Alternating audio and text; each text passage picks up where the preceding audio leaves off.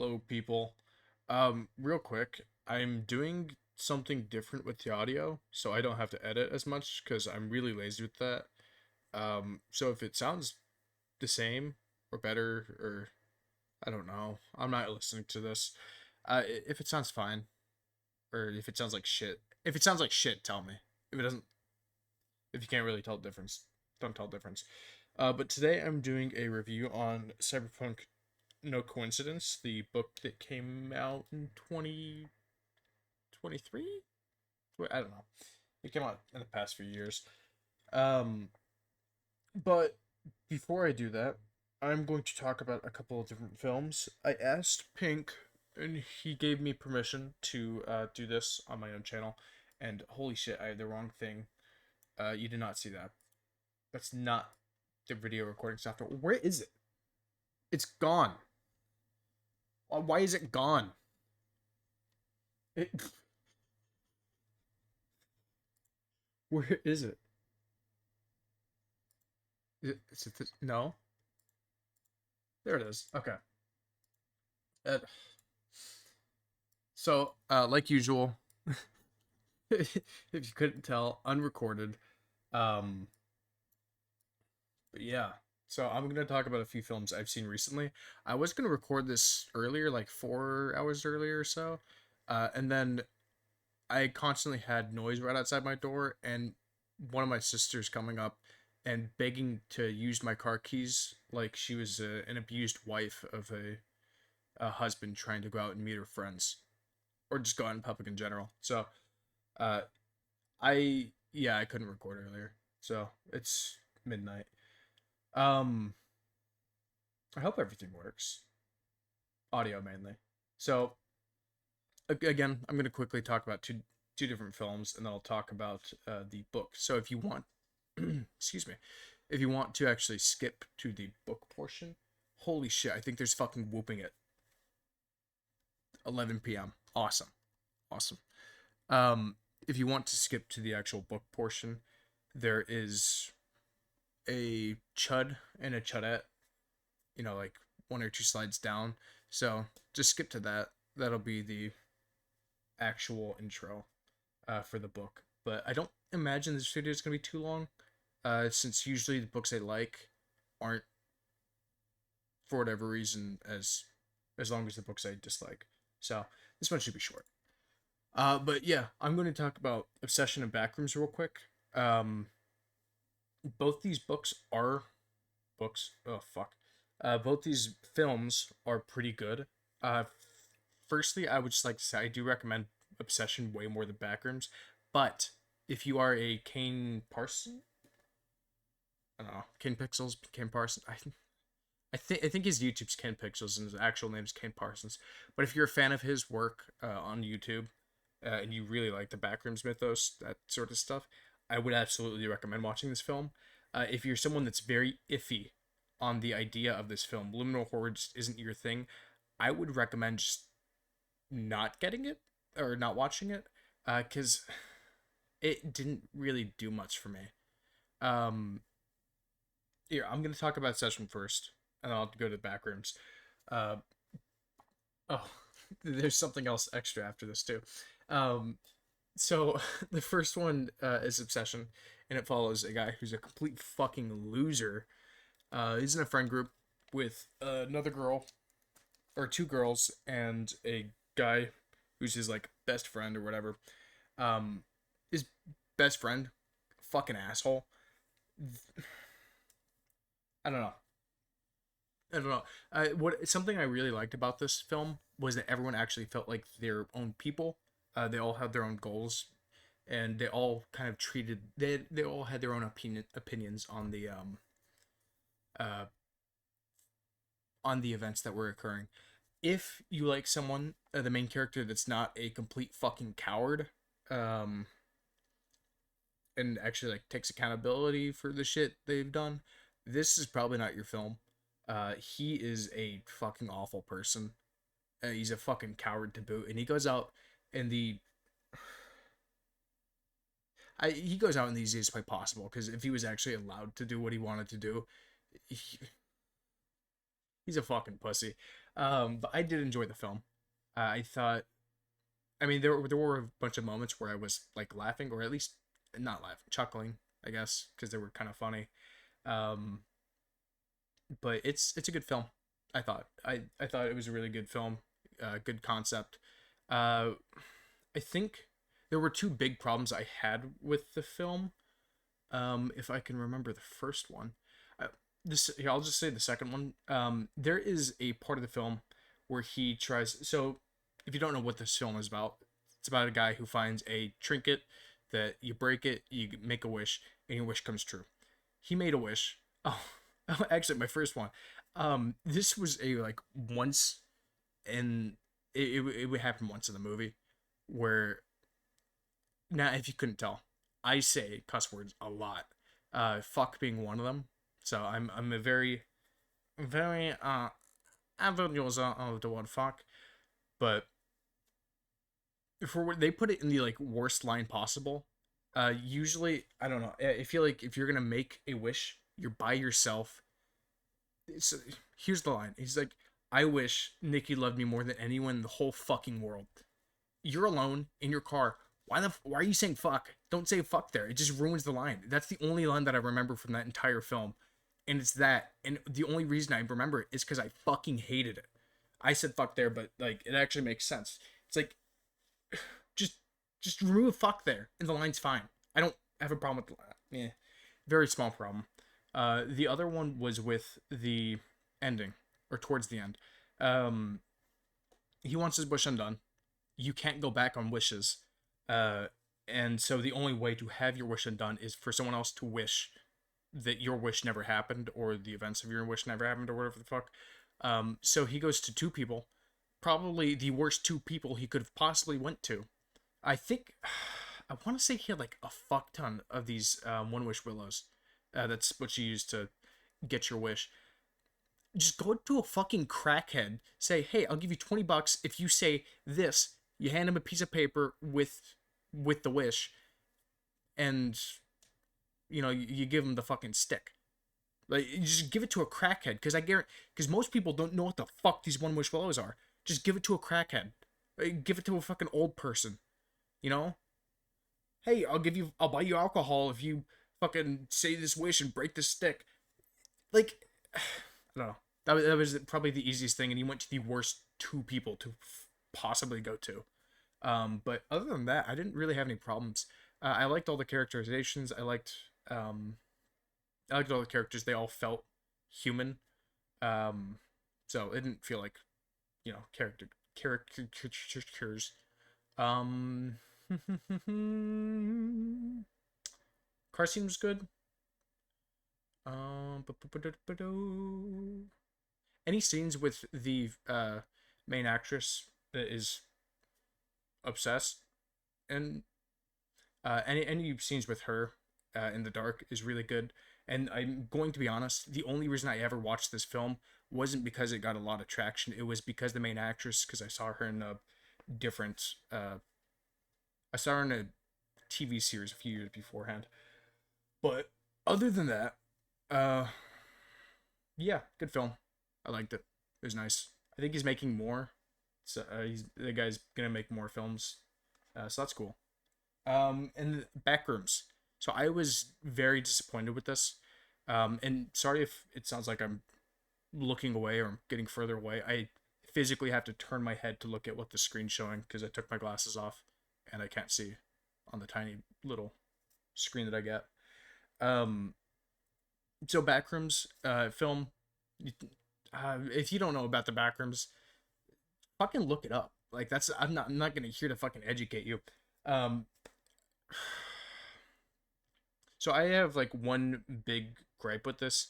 I really don't care about the characters, and that's not to say that I don't think they're good. So there's two characters that you mainly follow. You follow. I forget both their names, so I'm just gonna call them the architect and the rapist. Um, the rapist is the rapist for the architect. The architect is not mentally well, and he's kind of the character that I cared more about. I would have liked to see him more. throughout the film, but there is a good chunk of it in the middle where you just don't see him. So you're with him for the first half of the film, chunk of it where you don't see him, and then he's there for the last like act or so. And it's really disappointing because there is a large character shift between when he's first there in that first act, first half, and then when he's there for that final act. And I would have really appreciated if they actually showed that instead of showing kind of retreading what has already been done in the film. He really didn't give a shit about the rapist. Um, she really didn't. I'm not gonna say she didn't feel like a character to me, but she just kind of she wasn't the most exciting or entertaining character possible. Um, so yeah, I mean, so there was also another big problem. So if they just stuck with the architect, I would have been perfectly happy with a film like that. But again, first half he gets chased by a guy. It cuts, and then last act he's on his own, and you don't really figure out until the very end of the film. But at the end of the film, there is a chase scene, which I really fucking pissed me off. It because the back room is made up of a bunch of different places and buildings and such that are weirdly placed. So you'll have like giant rooms with just one door on the end of them, or giant rooms with like fucking bajillion couches or something in them. So there is the rapist running away from this guy, and God, she fucking pisses me off. She'll run to the end of the room. While she's running, she'll turn back, scream, "Ah! I'm so scared!" She'll get to the end of the room, open the door, turn around, watch as the guy walks towards her. "Ah! I'm scared!" Run through the door, close the door, run all the way to the next door, turn around, wait for the guy to break through the door and start walking at her. "Ah! I'm scared!" And then fucking go through the next door. And it happens like 5 fucking times. It's like, just don't turn around. Keep running. What the fuck are you doing? It was just stupid. It was a stupid fucking chase scene that shouldn't have happened. It was so fucking annoying. And again, I didn't even care for the rapist. Like I don't know. She didn't do anything for me. Um, there was no other real critiques I had with the film, other than the characters just not being entertaining. And I I'm not sure if I said this during the House of Leaves review. Liminal horror does not scare me at all. It doesn't do anything for me. I thought the House of Leaves book was good, but I can't say I was scared at all during that. Same with the backrooms. I was not scared at all. And in some points I was just kind of bored. So would I recommend either one of these? Obsession? Yes. Yeah, I would say Obsession is a good film. Even if you're like iffy about it, I'd say go watch it. I would really only recommend Backrooms if you like the Backrooms videos on YouTube. Otherwise, I wouldn't even. I would say don't watch it. If you really want to, you don't know about that.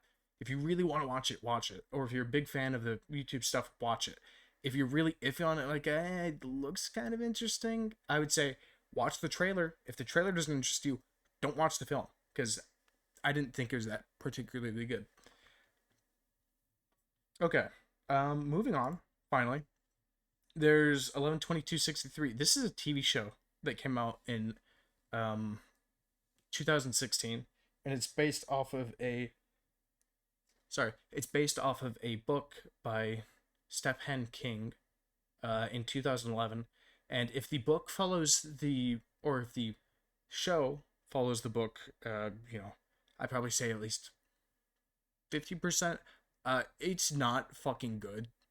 Uh, this this series pissed me the fuck off so bad. There's 8 episodes of the main character being a fucking bitch. Just like, so there's 3 main characters that I'm going to talk about real quick. And I know I didn't ask anyone about, uh, you know, talking about this series, so go fuck yourselves. Skip past this. I don't care. I just wanted to talk about this because it pissed me off. Um, so it follows a guy who travels back in time to go stop the assassination of JFK, because that would stop, according to someone else, that would stop a whole bunch of shit from happening, like the Vietnam War. Incredible premise. I think it is an incredible premise. Um, the only thing is you could only time travel to a date in 1960. I think in the book it's 1958, but I mean, you know, 2 year difference. Who fucking cares? They follow just about the same events. In the show, there is a character he falls in love with in 1960, and she has no fucking character. She is not a character. The only characterization she has is she's a librarian, and you don't even get to see her in her job. You see her at the beginning of the series. Oh, I really like reading. Oh, I'd become a librarian, and you see her at the end of the series receiving the what, fucking, I think it was like best librarian award in Texas, and that's all she is. She's not a person. She's not a real fucking person. And then another thing is there is another character from the past. He finds out that the main character is on his, a trip to stop Lee Harvey Oswald from killing JFK. He's like, dude, let me help you. So he helps him, and for whatever fucking reason, he wants to fuck Lee Harvey Oswald's wife. He sees her and he's just like, damn, I want to get in on that. And so what's the best way to fuck his wife? By spending time with him, of course, and he becomes best fucking buds with Lee Harvey Oswald. Best buds. And so the main character decides, what's the best way to get him out of the way? Let me throw him in a mental institute. If you don't know what mental institutes were like in 1960, they were fucking, or I think really anything before 1970 or probably even 1980, they were fucking awful. They basically tortured all of their patients, and he became a patient in one of these for I think about a week, and at the end of it, he ended up killing himself. They decided, let's pull you out. He's like, no, this is real. He kills himself, and what's everyone's reaction? Oh shit, that just happened. Oh fuck, I just killed him. Oh man, that sucks. They don't care. They don't care. He's been with them since episode fucking 2. I mean, even before that, he appeared in I think episode 1, but he's been there for 6 episodes. 6 episodes, and he's the like secondary character. Oh well, they just fucking move on like it doesn't matter. Why fucking introduce him if he doesn't matter? If his death doesn't fucking mean anything? It was stupid. I fucking hate it. And then the main character completely pisses me off. Two things. Every fucking episode, he flip flops at least once. Oh, we really need to stop Lee Harvey Oswald from killing JFK. Oh man, I can't believe I was stupid enough to think I could stop Lee Harvey Oswald from killing JFK. Oh, I'm so stupid. And then you'll have someone be like, oh, you should really kill me. Like, oh, I should. It's like, just fucking choose. Do you want to stop JFK from being assassinated, or do you just want to fucking quit? Because you can feel fucking free either way, man. God. What's another thing? Oh, yeah. So, episode I think 1 or 2. It is episode 2. He talks with not a Vietnam vet, World War II vet, and the World War II vet is talking about his story. He got a Bronze Star, for like bravery. He does something. He pulls his squad mate out of German fire. He's injured, and he takes him back, and his life is saved. But in doing so, he kills a German kid who is sleeping on the bank of a river. He just drowns the kid while the kid's sleeping. He just picks him up, throws his head under the water, drowns him, and he talks about that like, he was actually there. I thought that was a really good performance. The main character, played by James Franco, is just like looking at him like he's fucking disgusting the entire time. This is like supposed to be an emotional moment, and James Franco is just looking at him like he like raped this. That's oh fucking oh I can't say that. Oh no, like he killed his fucking cat. Like the old guy killed his cat. He's like, he's just looking at him with a face of fucking disgust. And it's like, change your face. Change your face. I don't know. That was really bad. Man. It's so sad that I don't go back and edit these. Um wow. That's awful. Oh goodness. But yeah, not I didn't fucking like it at all. Um there was some, again, the premise is really good. There's one or two episodes that I there's one or two portions in episodes that I liked. Um but yeah. Yeah. So I'm gonna talk about the book now. Freedom! Freedom! So, oh fuck, that's awful. Oh shit. Oh fuck. Oh fuck. Oh, that's, yeah. If I see a comment about that, I'm fucking deleting it. You don't don't message me about that either. But yeah, we're reviewing Cyberpunk 2077, No Coincidence, by Corporal Rat Utter. Um, and I'm gonna tell you, I'm gonna be straight up. At the heart of this story, it's a romance. There is a romance aspect to it, and that does play into the main plot. Um, so if you don't like romance at all, then kill yourself, first of all. Um, so yeah, but if you're wondering, what the fuck does this picture have to do? This is actually the main plot. So that the one on the left is the physical. I'm gonna say perfect physical description of Zor, which is like the main character out of the main group, and then Aya, his love interest. That is like per. Actually, I think they're both perfectly described. So, this is lore accurate to the book. But if you'd like to read the synopsis, go ahead. I'm not going to read it to you. I'll give you a kind of a quick rundown. But this basically follows five main characters, which is Zor, Aya, Milena, Ron, Albert, and Borg. That's six, but Borg is kind of a secondary character, and he leaves the cast pretty early. Um, but it follows one or two other people, but they're pretty sparsely put throughout. Um, so this is following, again, a group of six people that are all blackmailed into doing a job for someone that they don't really know about. Um, they get the package. I think they do it wrong, or they do it some way where they're getting hunted, so they need to get the fuck out. But to get the fuck out, they need to do another job to get something, so they can do something else, so they can get out. Uh, yeah, it's kind of like falling in quicksand, where you keep trying to push yourself up and you keep sinking deeper and deeper. So they're just kind of in a shithole, in a shit spot the entire time. I did like it. I did like the character dynamics in it. But yeah, this kind of gives you a rundown of it. I think this does a pretty good job. Um, I would tell you what all of the roles are filled out by, or who they're filled out by, but I do think that it spoils the story. So I'm not going to talk about that. First, I'm going to start with what I didn't like about the book, which this one isn't too long, and then I'll talk about what I did like about the book. But really quick, before I start, I'm going to get this out of the way. I need to clear up the Clanker allegations before they start. Okay, I do use M dashes. I think they're M dashes in this uh, in this presentation, but don't ever think that Rogue AI from Beyond the Black Wall wrote this shit for me. Okay, no Rogue AI from Beyond the Black Wall could write slop the way I write slop. And you may say, well, it's clear you used AI because you no no, this is my slop.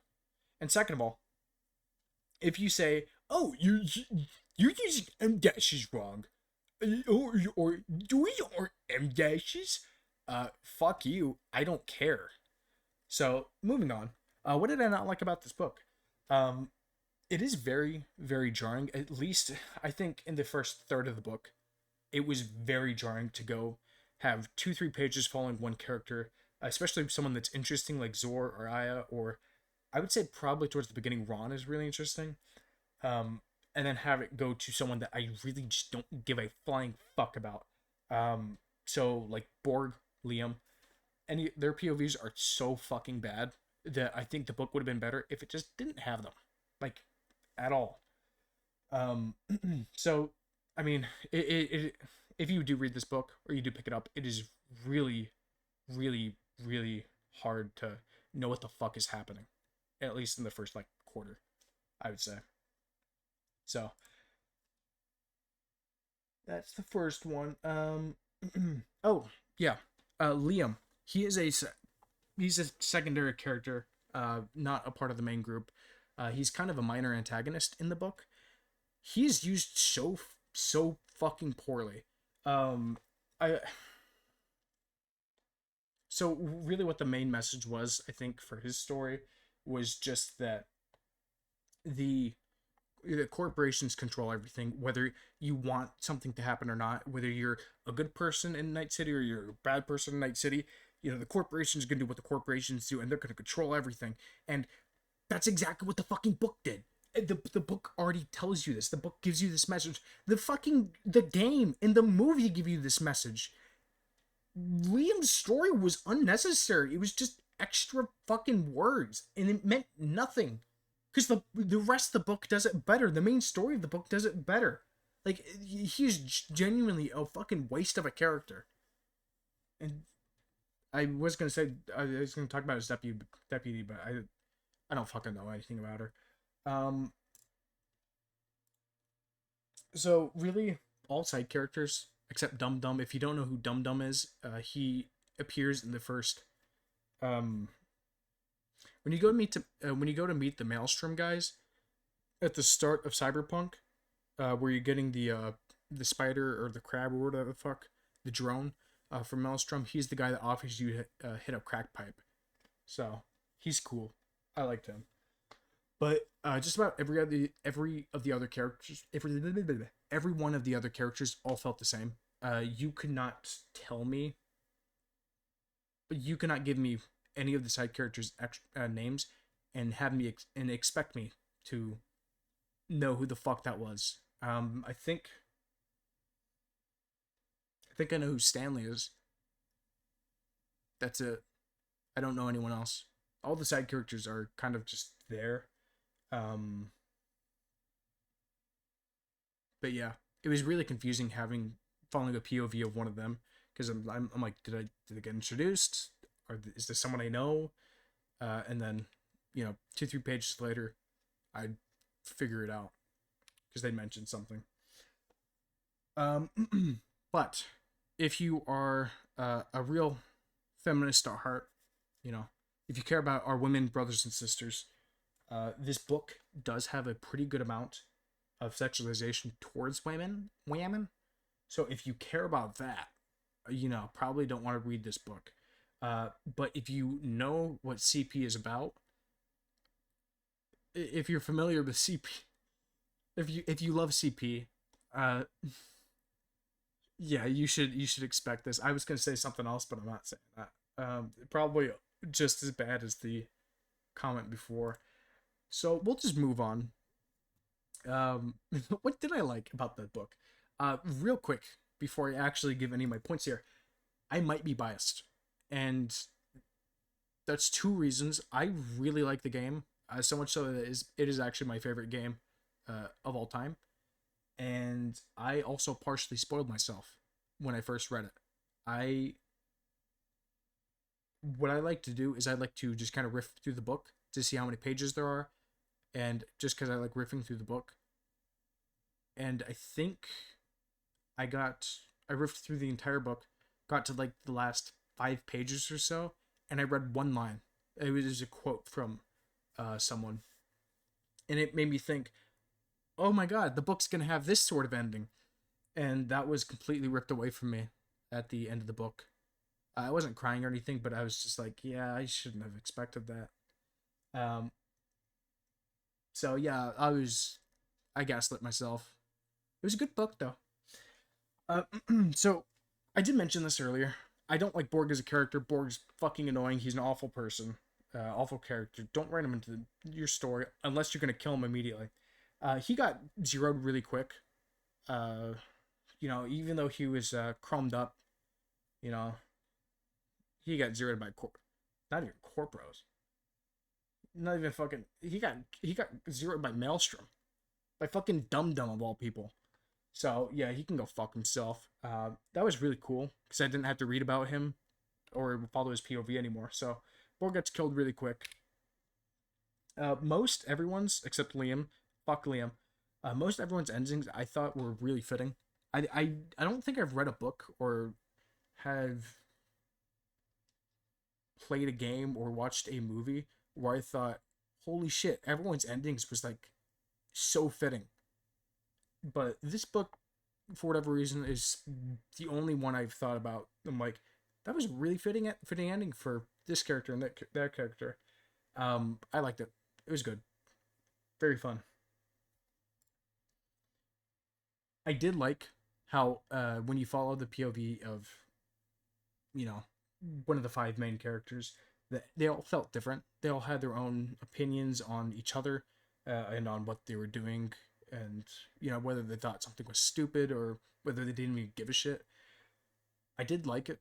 It did make the book easier to read, I think, um, as opposed to having one guy that thinks, "Oh, life is pain. Oh, oh, oh, I hate life. Oh, these corporations, they're a shackle on my soul. Ugh." So it'd be like if I watched Swag play through Cyberpunk. You know, I did very much like the few twists at the end of the book. There was not one. There was like three or four, and I did enjoy them all. Wait, let me think. There was that one, and that one, and that one, and and I think it's three. If I'm forgetting anything, you know, who cares? But I did very much like the twists at the end of the book. I'm not gonna go into them because I don't. If you do decide to read this book, um, whatever, go fuck yourself. And I did like the romance between Zor and Aya. It did feel natural for it to really develop like that, and a lot of the relationship. I'm not gonna say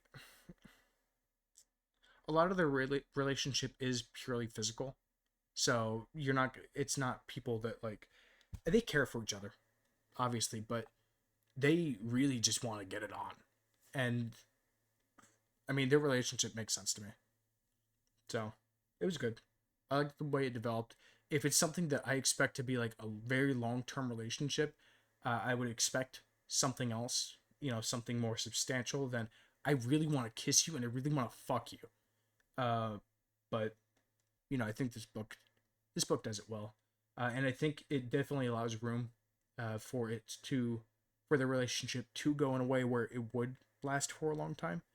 Um, very similar to the I thought is similar to a the King in Yellow, Our Lady of the Fields, or something like that. I thought the story was similar to that.